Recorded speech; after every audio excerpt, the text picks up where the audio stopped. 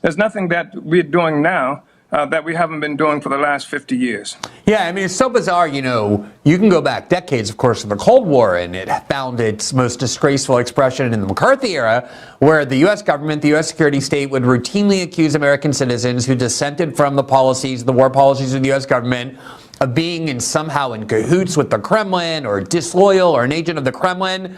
And it's really bizarre to watch that be rejuvenated, even after the ideology of Russia has changed so radically, albeit often by the Democratic Party, the kind of neoliberal order. Just this week, we saw a suggestion from Nancy Pelosi that anti-Israel or pro-Palestinian protesters might be somehow connected to the Kremlin, and they ought to be investigated. This kind of paranoia that we hadn't seen for decades. Before I get to your counsel, Mr. Goodman, talk about a couple of the technical aspects of your case and where it is, I just want to ask you one last question, which is, or for now, I mean, which is, I have seen videos of you speaking before your arrest, before this indictment, where you seemed to be almost anticipating that there would be accusations of this kind launched at you, or that there would be some kind of case brought against you.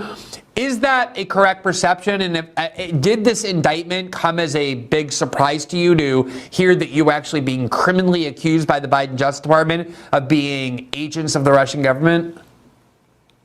It was surprising in terms of when it happened and how it happened, because it was a very violent attack on my home, threatened my life, threatened the life of my wife. A tremendous amount of resources were stolen, properties damaged, and things like that. And it was a pre-dawn raid. And so we were surprised by that. But the history of our struggle, I mean, they raided my home at 5:00 a.m. But when I came at their command out of my house and with my hands up as they commanded, and faced armored vehicles and assault weapons carrying camouflage donned men who were pointing these weapons and with the laser targeting devices bouncing off my chest.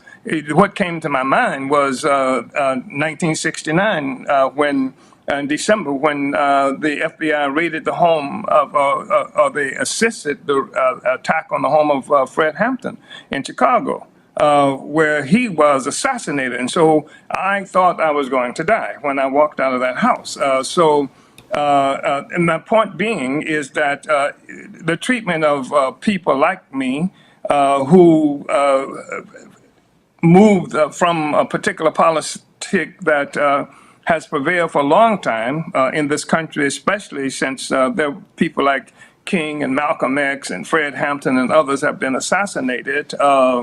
There is that history and there is that tradition. So I'm not surprised that the U.S. government attacked me.